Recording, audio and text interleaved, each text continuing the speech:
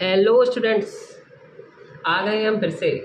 और आज हमारी क्लास 5th है और मुझे उम्मीद है कि आप लोगों ने जो कल मैंने आपको सीट दी थी ना 3 शब्दों वाली जो प्रैक्टिस करने के लिए, उसकी आपने प्रैक्टिस की होगी। ठीक है, आज हम एक नया चैप्टर शुरू कर रहे हैं।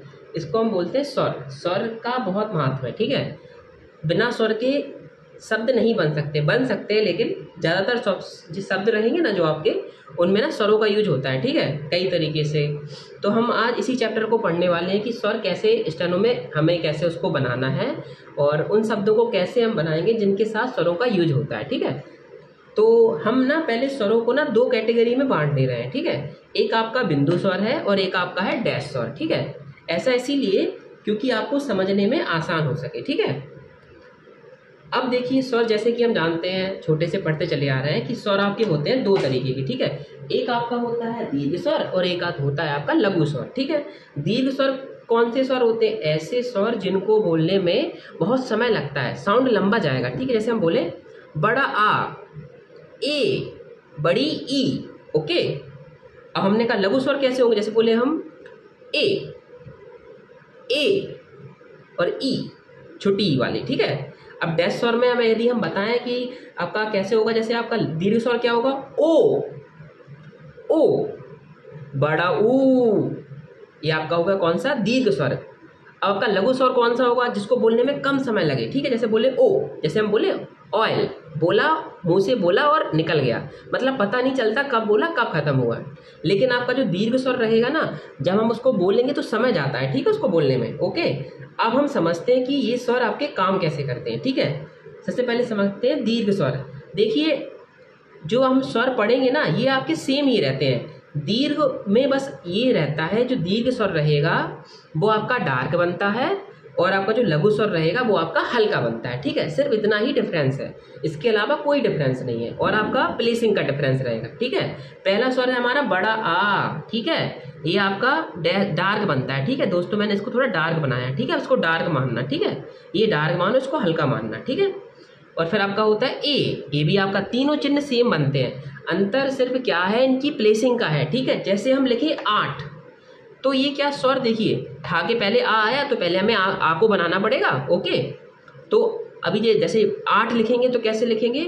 ये स्वर आपका डार्क रहेगा और शब्द क्या लाइन के ऊपर आ जाएगा। देखिए हवा में आ गया शब्द। ठीक है, तो किसी भी शब्द के आगे अगर बड़ा आ आएगा तो वो शब्द लाइन के ऊपर आ जाएगा, क्योंकि जो ये दीर्घ स्वर है और इसकी जो प्लेसिंग रहती है वो हवा में रहती है। ठीक है, अब हम बात करते हैं ए रहता है। जब हम जैसे कहा 8 हम लिखेंगे तो क्या होगा? ये जो स्वर है ना, चिन्ह तो सेम ही रहेगा, बस क्या होगा? मिडिल में आ जाएगा। देखिए, जो आपका एक आपकी प्लेसिंग यहाँ रहती है, एक प्लेसिंग यहाँ रहती है और एक प्लेसिंग यहाँ पे रहती है। ठीक है, ये जब प्लेसिंग यूज करेंगे ना तो शब्द आ जाएगा आपका हवा में। ठीक है, ये जब प्लेसिंग यूज करेंगे मिडिल वाली तो शब्द जाएगा आपका कहाँ पे?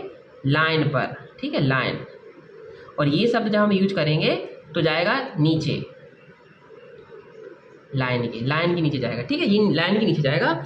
ये वाला जब हम यूज करेंगे तो आपका जाएगा लाइन के ऊपर, और ये प्लेसिंग जब यूज करेंगे शब्द के लिए तो जाएगा शब्द लाइन पे, और ये वाली प्लेसिंग जब यूज करेंगे तो शब्द जाएगा लाइन के नीचे। ठीक है, ये रूल सब में लगना है। ठीक है, आपका यहाँ पे हमने कैसे ईंट लिखेंगे, ईंट कैसे लिखेंगे?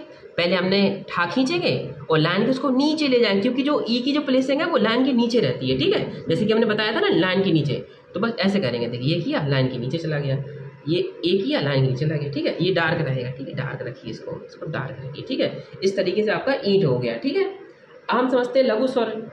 लघु स्वर कौन कौन से आपके? ए है और आपका ये ए है और छोटी ई है। ठीक है, सेम ऐसे ही रहेंगे, बस ये हल्के रहते हैं। ठीक है, जैसे आ है, आ को हम हवा में बना रहे थे, अब जैसे इसको 8 को लिखेंगे तो ये कैसा जाएगा? हवा में जाएगा। देखिए इसकी प्लेसिंग ये आपका हल्का है। ठीक है, इसको हल्का मानो। ठीक है, हल्के को मैं छोटा कर रहा हूँ, डार्क को बड़ा कर रहा हूँ। ठीक है, आप कॉपी में हल्का और डार्क करना। ठीक है, इसको। अब ये वाला जो इंग्लिश वाला है, ये जैसे एग लिखते हैं, एग, या आपका एट, या हम इस तरीके से कई तरह के शब्द अभी आगे सीखेंगे। ठीक है, तो ये क्या होता है? जैसे इसमें एट लिखेंगे ना तो ये इसकी देखो सेकेंड शब्द की कहाँ है? प्लेसिंग लाइन पे। तो उसको हमने देखो पहले ठा बनाया, उसका इसको क्या लाइन पे ले लिया। ठीक है, ठा बनाया, उसको क्या लाइन पे ले लिया। ओके, ठा बनाया, लाइन पे ले लिया। ऐसे आपका ईंट लिखेंगे तो जैसे ई की प्लेसिंग क्या है? ई आपका थर्ड उसका है, थर्ड श्रेणी का आएगा, तो क्या लाइन के नीचे शब्द को ले जाएगा। देखिए लाइन के नीचे लगे सब, और क्या यहाँ पे चिन्ह लग गया हल्के का। ठीक है, इस तरीके से हमारे बिंदु स्वर खत्म हुए। मतलब हमने क्या सीखा, दीर्घ स्वर होते हैं और लघु स्वर होते हैं, ठीक है। एक श्रेणी आपकी बड़ा आ, ए और ई की है जो दीर्घ स्वर है, ठीक है। और लघु श्रेणी के स्वर कौन कौन से आपके, ए और छोटी ई, सारे सेम है, बस सिर्फ अंतर कितने का है, प्लेसिंग का अंतर है और आपका हल्की और डार्क का अंतर है। जितने भी दीर्घ स्वर रहेंगे वो आपके डार्क रहेंगे और लघु स्वर रहेंगे वो आपके हल्के रहेंगे, ठीक है। अगर हम 8 लिखेंगे तो ये क्या है, आपका पहला स्वर है, ठीक है। आ है जो इसकी प्लेसिंग रहती है हवा में, तो ये शब्द हवा में जाएगा और इसमें डॉट लग जाएगा डार्क वाला, ठीक है। 8 लिखेंगे तो शब्द क्या होगा, लाइन पे आएगा और डॉट क्या शब्द के पहले लग जाएगा, ओके। फिर आपका ईंट लिखेंगे, ईंट कैसे लिखेंगे, आपका ये शब्द आएगा लाइन के नीचे, सॉरी अक्षर आएगा लाइन के नीचे और बड़ी ई की प्लेसिंग क्या, थर्ड प्लेसिंग पे रहती है, ठीक है। देखिए फर्स्ट प्लेस थर्ड प्लेस का मतलब सिर्फ इतना होता है जहां से हम शब्द को बनाना शुरू करते हैं, ठीक है, समझना स्टूडेंट। जैसे जहां से हम शब्द को बनाएंगे ना, तो वो जैसे कि ये शब्द हमने कहाँ बनाया, तो ये जो प्लेस है ना आपका, जो ये वाला प्लेस है, जैसे ये हमने शब्द बनाया तो ये जो प्लेस है ये आपका फर्स्ट प्लेस है, फर्स्ट, ठीक है। ये आपका मिडिल है जो आपका सेकेंड प्लेस है और ये जो प्लेस जहाँ शब्द अंत होगा ना ये आपका थर्ड प्लेस है। मतलब जहाँ से शब्द शुरू होगा वो उसका फर्स्ट प्लेस होगा, शब्द के मिडिल को हम सेकेंड प्लेस बोलेंगे और शब्द के आखिरी को हम बोलेंगे थर्ड प्लेस, ठीक है। तो इस तरीके से हम इनको सेट करेंगे, ठीक है। आगे समझ में, दीर्घ होगा तो हवा में, और सॉरी दीर्घ होगा तो हल्का डार्क और लघु होगा तो हल्का, बाकी हम इनके हिसाब से आपकी पोजीशन देखते जाएंगे, ठीक है। 8 लिखेंगे तो हवा में जाएगा और आपका ये स्वर लग जाएगा, ठीक है। इंग्लिश वाला एग जैसे लिखते हैं एग, वैसे ही आपका 8 है, ठीक है। तो कैसे इसको लिखेंगे हम, ये शब्द आपका लाइन पे आएगा और मिडिल में, तो बोला जैसे हमने की जहाँ से शब्द का मिडिल क्या है ये है, तो यहाँ पे लग जाएगा, ठीक है। अब ईंट लिखेंगे तो ये क्या शब्द का अंत कहाँ पे हो रहा है, ठा का, यहाँ पे, ये आपका यहाँ लग जाएगा, ठीक है। आपको इतना समझ में आ गया, ठीक है। कमेंट सेक्शन में बताइए आपको समझ में अगर आ रहा है तो मैं बताइए, और अगर आपका कोई सजेशन हो जिससे हम और अच्छी अपनी क्वालिटी कर सकें तो उसके बारे में भी हमको बताइए, ओके। अब हम बात करते हैं ये वाले आपके डैश स्वर। डैश स्वर में क्या, डैश का यूज करेंगे, ठीक है। और कुछ नहीं है, रॉकेट साइंस कुछ नहीं है, देखो बस डार्क रहेगा, ठीक है। देखो ये आपका डार्क है, ठीक है। ये आपका तीनों सारे ऐसे ही रहेंगे, ठीक है। इसका भी ऐसे ही रहता है, ओके दोस्तों। और आपका ये भी है, इसका भी ऐसा ही रहता है, ठीक है। तीनों ही सेम रहेंगे। ये आपके क्या हो गया, डैश स्वर का दीर्घ स्वर, ओ ऊ, लंबा जा रहा है तो आपका क्या है, ये दीर्घ स्वर है, ठीक है। अब इसी का लघु स्वर क्या होगा, ये आपका इंग्लिश वाला शब्द ऑयल, देखिए बोला और खत्म हो गया शब्द। जैसे यहाँ पे हम बोले और तो शब्द लंबा खिंच रहा है। जैसे हम बोले ऊंट, लंबा खिंच रहा है, ऊंट लंबा खिंच रहा है। जैसे हम बोले ऑयल, ऑयल क्या जल्दी से निकल गया मुंह से, बोला और खत्म हो गया, मतलब ज़्यादा समय नहीं लगा। तो ऐसे स्वरों को हम लघु स्वर में रखेंगे, ठीक है। सेम ऐसे ही रहेगा, बस हल्का लेना है, देखो डैश हल्का डैश हल्का डैश हल्का, ठीक है। तो क्या हुआ, डैश स्वर कैसा होता है, डैश स्वर ऐसे स्वर जिनमें हम डैश का यूज करेंगे, ठीक है। उदाहरण समझते हैं, ठा से ही लेते हैं, ठीक है फ्रेंड्स। अब फिर इसकी अगली क्लास जो रहेगी ना उसमें हम पूरे शब्दों का कॉम्बिनेशन बताएंगे आपको, ठीक है। ऊंट कैसे लिखेंगे, ऊंट, ठीक है, कैसे लिखेंगे, ये सब ठा आपका ऊपर जाएगा और ये देखिए और ये डार्क वाला डैश लग जाएगा। ऊंट कैसे लिखेंगे, कुछ नहीं होगा, शब्द लाइन पे आएगा और ये डैश लग जाएगा डार्क। ऊंट कैसे लिखेंगे, ऊंट गलत है मुझे पता है फ्रेंड्स, लेकिन मैं आपको ठा के लिए समझाने के लिए बोल रहा हूँ, इसलिए ऐसे लिख रहा हूँ, ठीक है। इसको तो कैसे करेंगे, ठा पे नीचे जाएगा और इसको डैश लगा देंगे, ठीक है। ऊंट लिखने के लिए क्या करेंगे, ठा जो होगा फर्स्ट प्लेस है, देखिए ठा बन कहाँ से रहा है आपका, यहाँ से बनता है ऊपर से, तो ये ठा की क्या है, फर्स्ट प्लेस, ओके स्टूडेंट्स। ये क्या है आपकी सेकेंड प्लेस और ये क्या है आपकी थर्ड प्लेस, ओके। तो यहाँ पे फर्स्ट प्लेस पे हमने डार्क डैश लगाया, फिर हमने ऊंट लिखा तो सेकेंड प्लेस पे डार्क डैश लगाया, और जब हमने ऊंट लिखा तो थर्ड प्लेस कहाँ है आपकी ठा की, ये नीचे, तो यहाँ पे हमने डार्क डैश लगाया, ठीक है।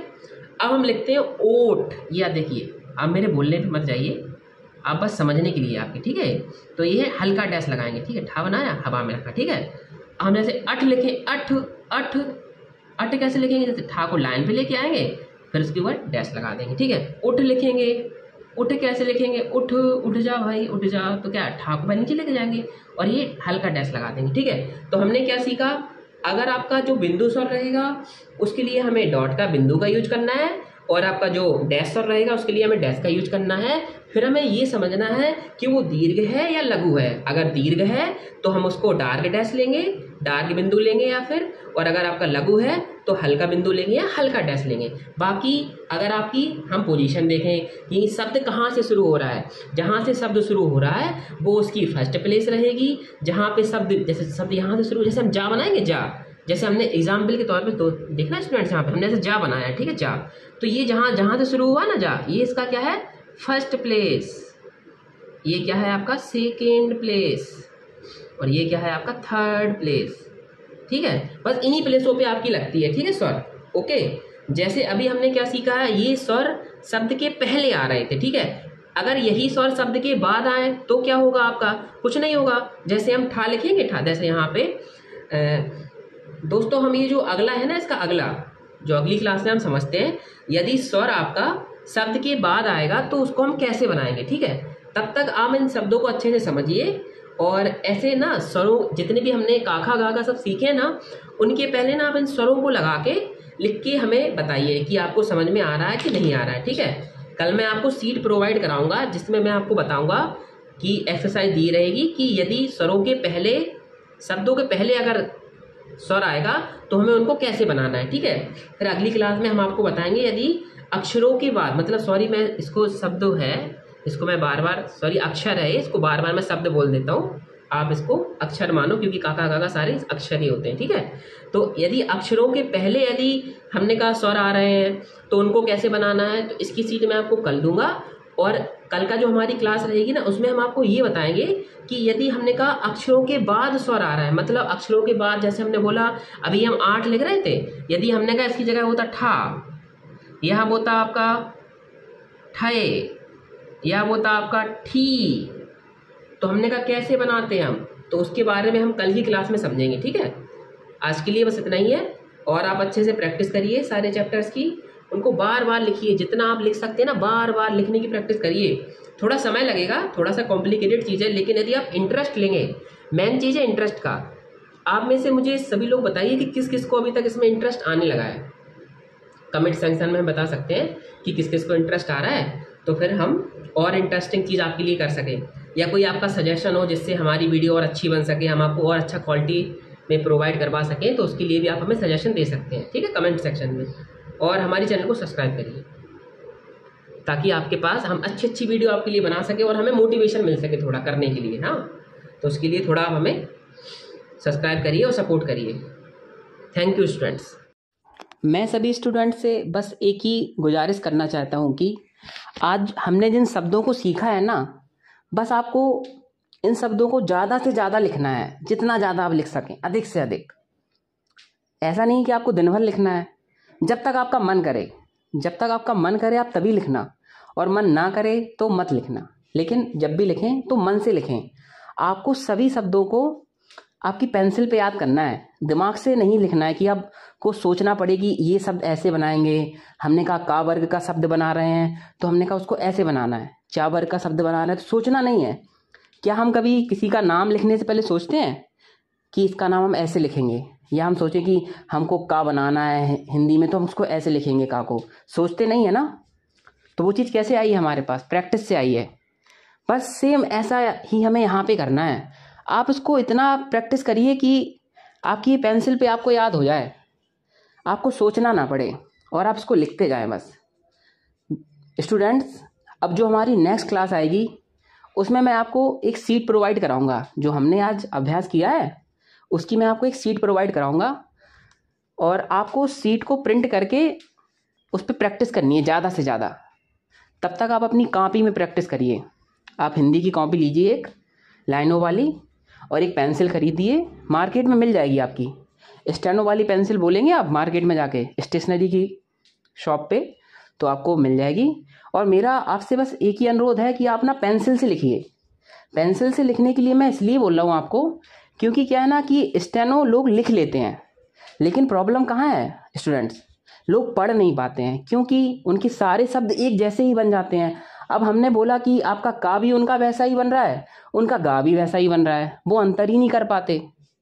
तो आप पेंसिल का यूज करिए। आप पेंसिल का यूज करेंगे तो आपके शब्द अलग दिखाई देंगे कि कौन का बना हुआ है, कौन ता बना हुआ है, कौन आपका माँ है।